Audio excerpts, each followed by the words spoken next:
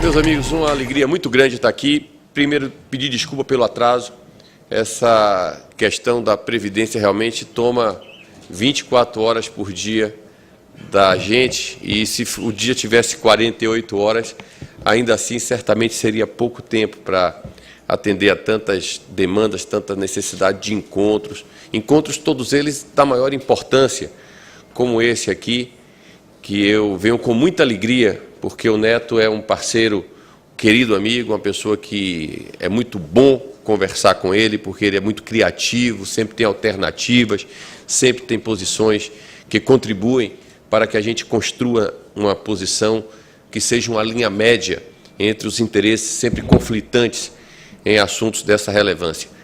Eu sei que todos aqui conhecem bastante sobre a PEC 287, mas eu queria dizer o seguinte: em primeiro lugar, do meu absoluto convencimento da necessidade total de nós fazermos a reforma da Previdência.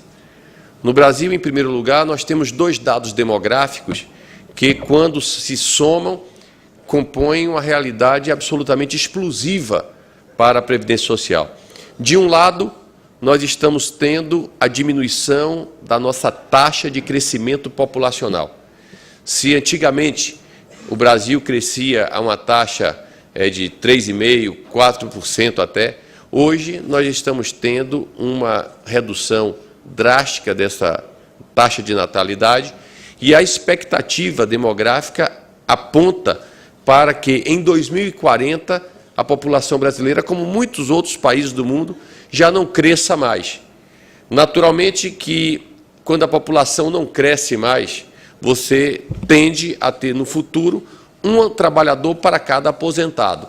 E isso, considerando que o aposentado paga 30% do seu salário, em média, com a parte dele e do empregador para a Previdência, naturalmente que isso trará consequências que precisam ser tratadas agora.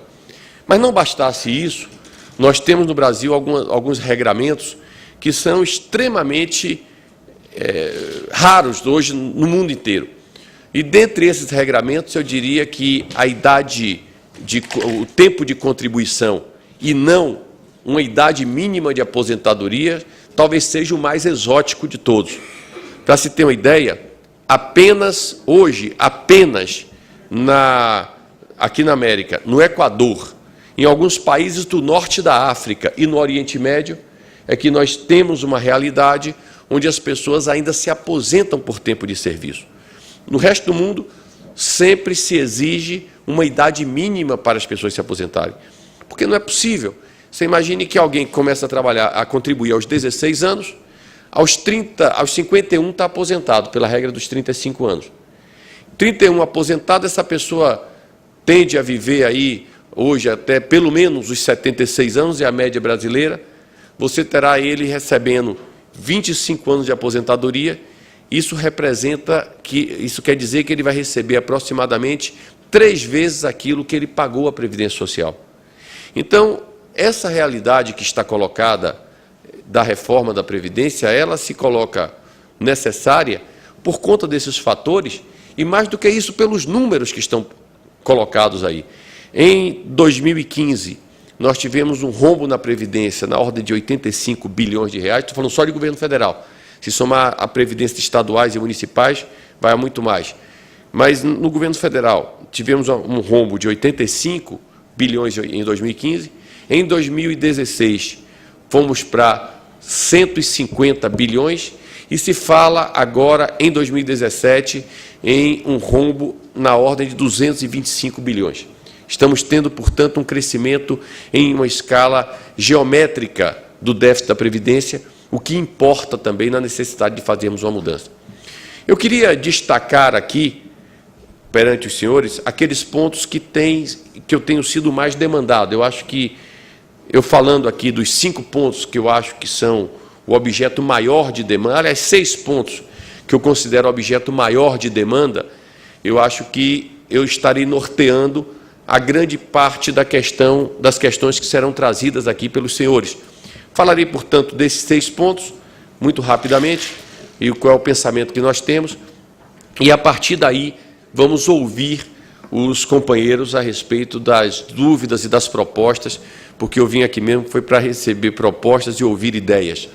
Então, a primeira questão que é demandada demais ao relator em relação à PEC diz respeito às regras de transição. Foi criada uma regra em que aqueles que têm mais de 50 anos de idade pagarão um pedágio de 50% em cima do tempo que falta de contribuição, mas essas pessoas continuarão se aposentando pela regra do tempo de contribuição. Então, por exemplo, imaginemos uma pessoa que tem 50 anos hoje e começou a contribuir aos 16. Então, se ele começou aos 16 e hoje está com 50, ele tem 34 anos de... Você não tem 50 anos, não é possível um negócio desse. Eu não acredito nisso. Uma moça mentindo aqui na frente, coisa feia. Então, quem tem essa condição, começou a trabalhar aos 16, está com 50, contribuiu 34 anos, essa pessoa falta um ano para se aposentar. Um ano para se aposentar. Ela pagará um pedágio sobre esse ano na ordem de 50%. Então, vai trabalhar um ano e meio. Se aposentará com 51,5. Se ela realmente tivesse 50 anos, não é verdade, ela estaria se aposentando daqui a um ano e meio. Francamente, eu não acho que seja nada de muito penoso para nenhum trabalhador. Agora, suponhamos um caso muito próximo de uma pessoa que começou a trabalhar aos 16, mas que, ao invés de estar nos 50, esteja com 49 anos. Contribuiu, portanto, 33 anos. Essa pessoa já entra na regra nova. Aí tem que se aposentar aos 35, perdão, aos 65. Aí já vai, em vez de um ano e meio, ou 2 anos e meio, que ele é um ano mais novo, vai se aposentar só com 16 anos. A diferença entre 49 e 65. Não há dúvida que resta entre essas duas posições uma distância muito grande que precisa ser ponderada, sopesada. Temos que ver aí quais são as formas que nós teríamos para fazer algum tipo de escalonamento melhor dentro dessa realidade. Por outro lado, é importante destacar que nós temos duas realidades. A realidade do regime próprio de previdência, que se aposentará apenas considerando a regra de idade, mas tem também a questão do regime geral, que eu estou falando que não tem maiores dificuldades no que diz respeito ao salário, porque eles não têm nenhuma regra de transição vigente. E outra dificuldade grande nessa regra de transição diz respeito aos regimes próprios. Você tem ideia, Neto? Nós pedimos lá na Câmara que fosse feita pela consultoria parlamentar um estudo das regras de transição vigentes hoje no Brasil. Existem hoje no Brasil 89 caminhos diferentes de transição em vigor nesse momento no Brasil. Então, isso é terrível. Temos que unificar esta realidade. Eu tenho trabalhado esse assunto, acho muito difícil mantermos esse ponto da reforma, acho que é um ponto que é muito difícil de ser preservado da forma que está. Estamos vendo como é que vai ser. Na regra de transição do regime geral, as coisas são até mais simples. Tenho recebido muitas demandas também dos funcionários públicos. Aliás, nessa reforma da Previdência, tem uma coisa muito interessante, né, sobre as pessoas do regime próprio. Primeiro que eles recebem salários muitas vezes maiores do que o trabalhador privado. Primeira coisa é isso. A segunda é que são justamente eles que vão lá para a comissão especial e fazem os discursos mais inflamados a favor do pobre, do trabalhador, do que ganha o salário mínimo e tal. Mas é engraçado que quando sobe ali para o 8º andar, onde fica meu gabinete, a conversa em 4 paredes, esquece do trabalhador e só trata da vida deles. É impressionante esse descompasso entre o que eles falam lá na comissão especial e o que conversam comigo na minha sala. Eu até estou pensando agora em conversar com esse pessoal, gravando, para que fique claro, para eles pelo menos uniformizarem o debate e a palavra deles. Porque a Previdência, gente, não é para quem ganha 35 mil, 40 mil reais, não. A gente tem que fazer a Previdência para garantir quem está no regime geral de Previdência. Esse é o nosso grande desafio. Esse é o grande desafio. A gente, tudo bem, os outros lá, acima disso, quem quiser, faz a sua previdência complementar. Mas não dá para a gente desvirtuar o conceito de previdência, que é uma questão de subsistência, para o que algumas pessoas querem fazer, de viver como ricos em uma condição de receber tributos previdenciários. Outro dia, eu sou baiano, estou morando aqui em Brasília e trouxe minha família para morar aqui, fizemos uma experiência, tenho 2 filhos pequenos, e outro dia resolvemos mudar do apartamento funcional para uma casa, foi alugar uma casa. Aí minha mulher estava cuidando disso e tal, chegou em casa e falou, meu filho, eu encontrei ali tudo que alguém sonha em ser. Um casal, ela com 52, ele com 58, os dois são aposentados aí, procuradores, cada um tem um salário de uma aposentadoria de R$40 mil, e estão alugando a casa para somar as 2 aposentadorias e mais uns quase R$100 mil, para dar uma volta ao mundo de 2 anos. Aposentadoria, gente, não é para isso. Não dá para a gente pensar a aposentadoria nesses termos. Não dá. Não dá.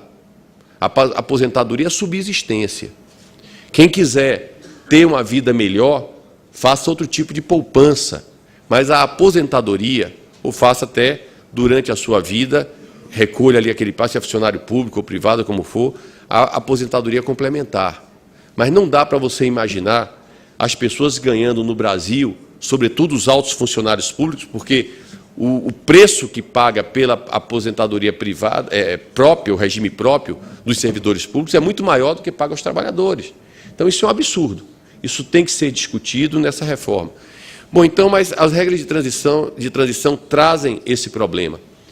Outra questão que eu tenho sido muito demandado é esse ponto do acúmulo de pensão com aposentadoria.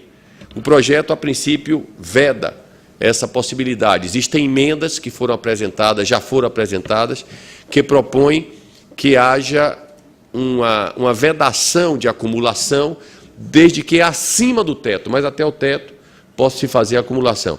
Isso, do ponto de vista prático, para quem quer fazer economia, não muda muita coisa, no caso do governo, porque 80%, 88% dos casos de pensão são até 3 salários mínimos no regime geral.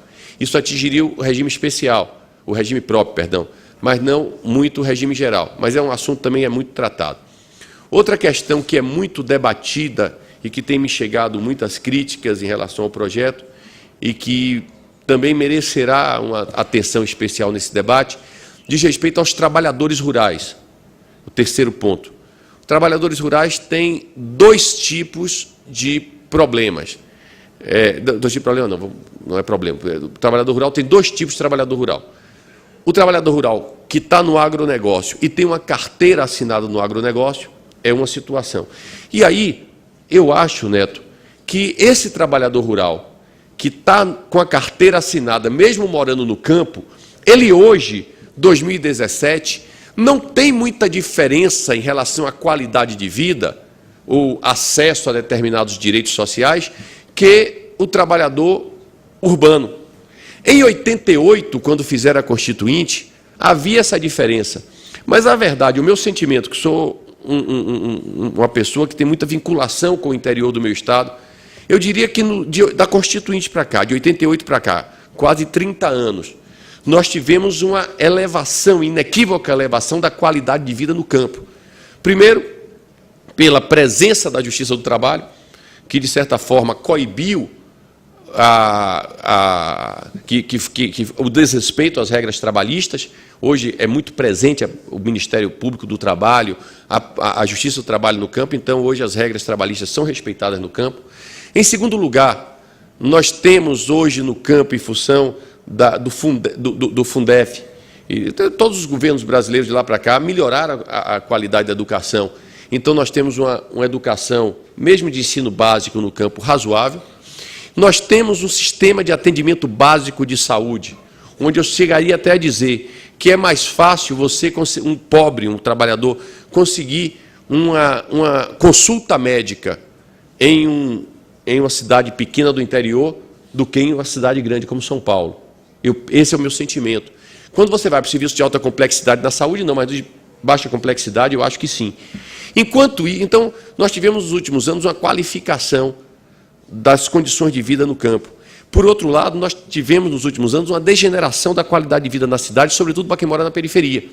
Então, suponhamos, por exemplo, um trabalhador que mora em São Paulo, que mora na periferia de São Paulo, e tem que pegar 4 horas de transporte coletivo para chegar ao seu trabalho, e mais 4 horas para voltar, que vive em uma periferia extremamente violenta.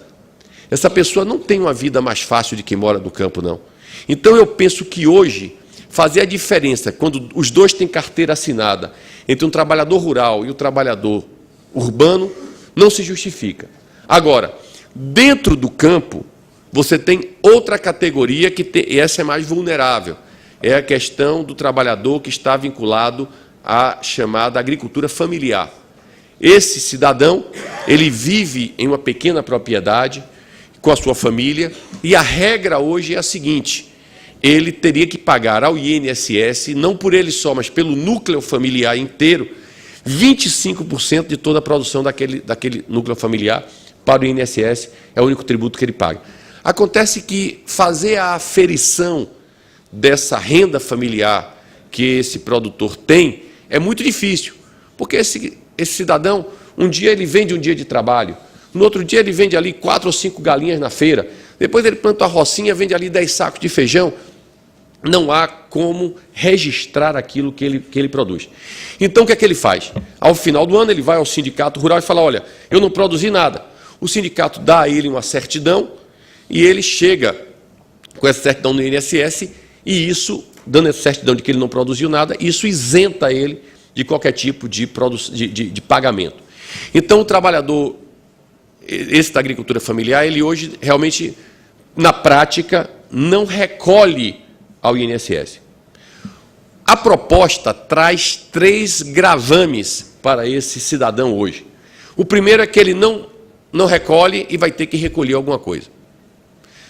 A segunda é que ele atualmente tem que recolher durante 15 anos, a proposta da PEC é que ele recolha durante 25 anos. E a terceira é que, em vez de se aposentar com 60, ele se aposente com 65 anos.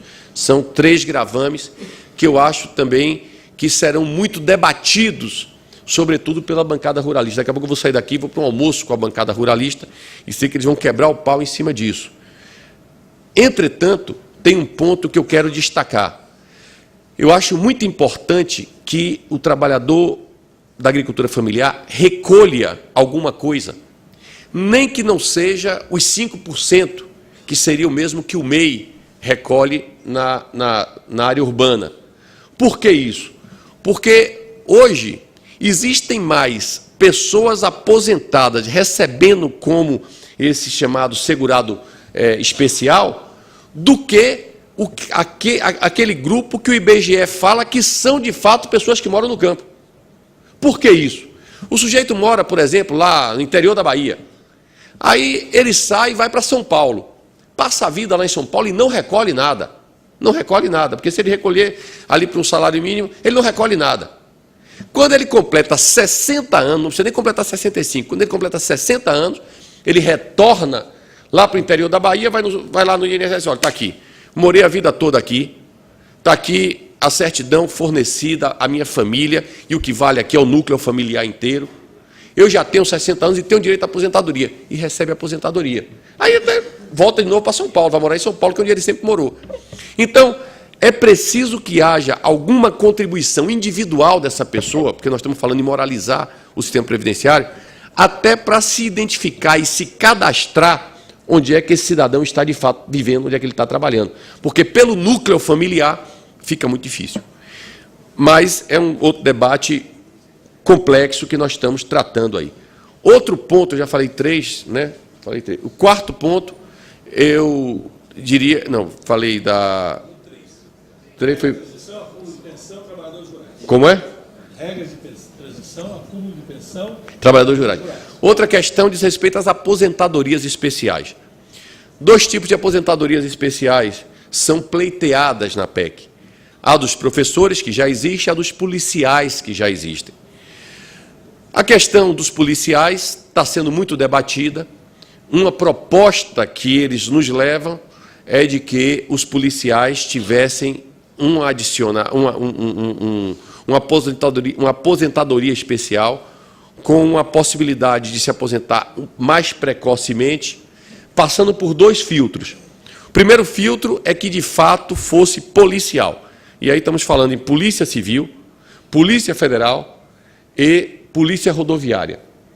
Não inclui aí os guardas municipais, porque guarda municipal, ele não combate a criminalidade, ele apenas guarda o patrimônio do município, ele apenas vigia o patrimônio do município. Não existe guarda municipal que faz investigação para prender bandido, isso não existe. Então, como eles não são polícia, eles são apenas guardas municipais, não estão inseridos no artigo 144 da Constituição, que trata desse assunto. Então, seria Polícia Civil, Polícia Federal e polícias rodoviárias. Essas categorias, para receber essa aposentadoria, é a proposta deles. Para receber uma aposentadoria mais precoce, eles primeiro teriam que ser policiais. E aí, é uma proposta minha, caso isso passe, não está ainda nada definido, mas que, além de ser policial, ele estivesse, de fato, submetido ao risco. Porque não tem sentido, numa PEC que tantas dificuldades estão sendo trazidas para o conjunto da população, nós tivéssemos o policial que está na rua investigando uma quadrilha perigosíssima, realmente expondo a sua vida e a vida da sua família a um risco, receber uma aposentadoria precoce por risco, que é justo, e, ao mesmo tempo, um sujeito que trabalha numa ação burocrática da polícia, lá dentro do escritório, né, também tenha essa mesma condição. Qual é a diferença que tem uma pessoa que trabalha na burocracia da polícia e uma secretária que trabalha aqui neste hotel? Nenhum. Um trabalha no hotel, o outro trabalha na parte administrativa da polícia, mas não vejo risco para quem trabalha em área administrativa. Então, essa é uma questão que será tratada do mesmo jeito que também será tratada a questão dos professores, que teremos audiência pública essa semana. Outro ponto que é muito demandado, que é objeto de controvérsias, diz respeito à desvinculação do BPC, que é o benefício de prestação continuada, do salário mínimo. O governo alega que não é justo que aqueles que pagam para ter aposentadoria tenham um rendimento igual àqueles que não pagam para ter um salário mínimo. Então, esse é um assunto que está sendo tratado, está sendo discutido, é um tema espinhoso, porque envolve pessoas que estão em uma condição, muitas vezes, de invalidez, e, portanto, é também um assunto um tanto polêmico. E, por fim, um outro tema que também é objeto de discussão, e isso envolve até muitas paixões, etc., diz respeito à igualdade de gêneros. Homens e mulheres terem a mesma aposentadoria, a mesma idade de aposentadoria. A proposta é que homens e mulheres tenham a mesma aposentadoria.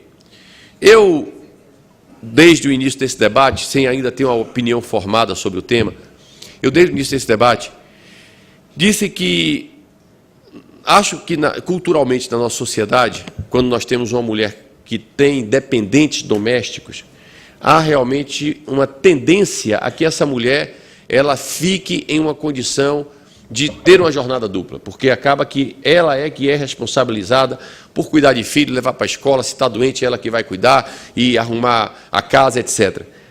Nas condições em que nem homem nem mulher não tem dependentes domésticos, eu não vejo por que haver essa distinção, porque o que justifica a mulher ter uma aposentadoria mais precoce, como está hoje na Constituição brasileira, decorre do fato de as estatísticas internacionais indicarem que a mulher, em regra, tem a chamada jornada dupla. Se ela trabalha fora e tem dependentes domésticos, quando ela chega em casa do trabalho, o marido descansa e ela trabalha. Então, essa é a argumentação. Agora, imaginem os senhores, se a mulher é solteira, não tem filhos para cuidar, se o rapaz é solteiro, não tem filhos para cuidar, qual é a justificativa que teríamos para que ela tenha uma aposentadoria especial em detrimento dele?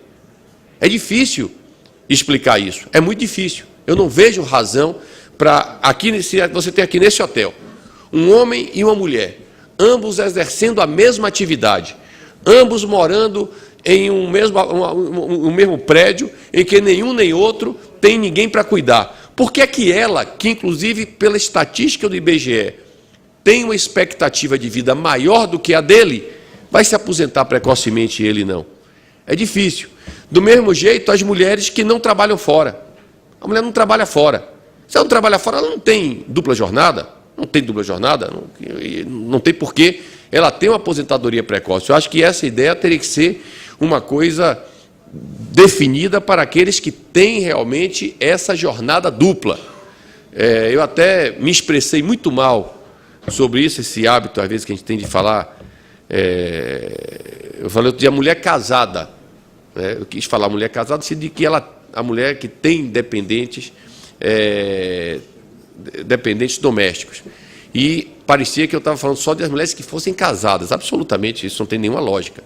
O que eu quis dizer são as mulheres, e tenho me corrigido nisso, que têm dependentes domésticos. Eu estava lá em Bom Jesus da Lapa, porque eu fui prefeito de lá, esse fim de semana, estava lá no aniversário de um amigo meu, que estava fazendo 80 anos, e vem uma moça lá que te servindo. Mas o senhor agora é uma mulher casada? Eu não sou casado, mas eu tenho... Eu falei, pelo amor de Deus, me desculpe.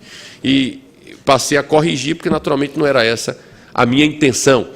Mas, agora há pouco, por exemplo, antes de vir para essa reunião, eu estava reunido com o senador Cristóvão Buarque, que é do meu partido, lá na liderança do PPS, e Cristóvão, por exemplo, defende que a mulher deveria ter uma aposentadoria precoce como incentivo à natalidade.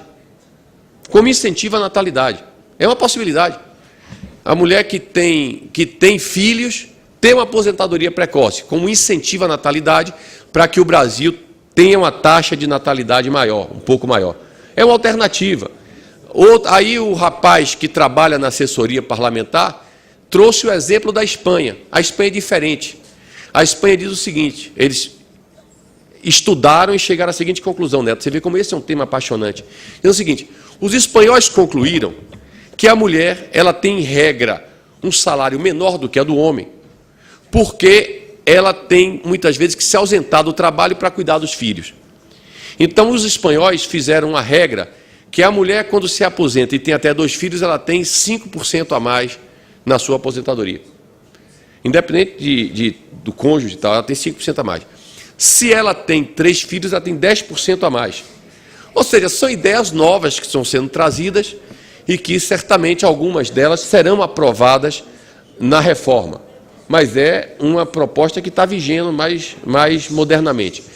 Bom, eu quero dizer, ao fim e ao cabo aqui, eu queria encerrar já a minha fala, dizer que eu estou absolutamente convencido da necessidade dessa reforma. Eu fico pasmo quando aparecem aqueles que vêm para mim dizer que a Previdência não tem déficit. Ontem, a instituição que mais se coloca nesse sentido, que é a Anfip, foi lá conversar comigo, pessoas simpaticíssimas e tal, e começamos a conversar. Eu falei, gente, mas me explica aí, como é esse negócio que não tem déficit? Falei, não, é porque tal não pode considerar a previdência dos servidores públicos. Eu falei, e o dinheiro vem de onde? Vai deixar de pagar a previdência dos servidores públicos agora?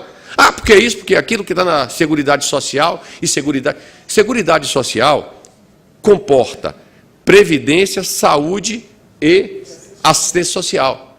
Então, se você tira o dinheiro da Seguridade para dizer que não vai pagar os aposentados do serviço público pela Previdência e vai pagar pela assistência social, isso não muda nada, a conta é a mesma só, é uma só.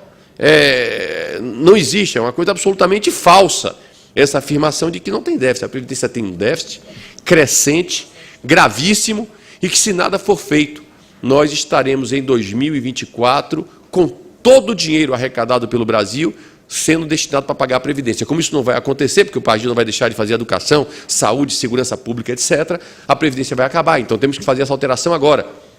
A segunda coisa, e para concluir mesmo, é dizer que cada direito ele tem um preço. Não existe almoço grátis. Não existe almoço grátis. Eu, para sair da Câmara dos Deputados e chegar aqui, eu cheguei aqui porque eu tenho o direito de me locomover, é um direito chamado direito de primeiro grau na Constituição, direito de locomoção. para que eu chegue aqui, é preciso que tenha polícia na rua. Porque se não tivesse polícia de jeito nenhum, certamente haveria um monte de marginal aí assaltando as pessoas. Então, isso tem um custo, qualquer um de nós para chegar aqui, teve esse custo que a gente nem considera. Para que a gente possa se expressar, existe custo. Mas esses são os direitos primários. Os chamados direitos de segundo grau, os direitos sociais, que estão hoje em todas as constituições, esses direitos, todos eles têm custos elevadíssimos. O direito à saúde, o direito à segurança pública, o direito à educação, todos esses direitos têm custo. Então, a Previdência Social é um direito que traz o maior de todos os custos ao Estado brasileiro e à maioria dos países também. Não se trata aqui do quanto nós vamos dar, mas do quanto nós podemos dar. A reforma da Previdência, ela é uma necessidade urgente e inexorável. É como outro dia um amigo meu me contou uma piada que é o seguinte: o sujeito vinha no avião e aí a moça chegou para ele e falou assim: o senhor aceita o almoço? Ele falou: quais são as opções? Sim ou não. É simples assim. É sim ou não. Ou fazemos a reforma e continuamos com a Previdência, ou não fazemos a reforma e quebramos a Previdência. Então, era essa a minha fala. Muito prazer estar aqui. Quero agora ter a oportunidade de ouvir os companheiros. Muito obrigado.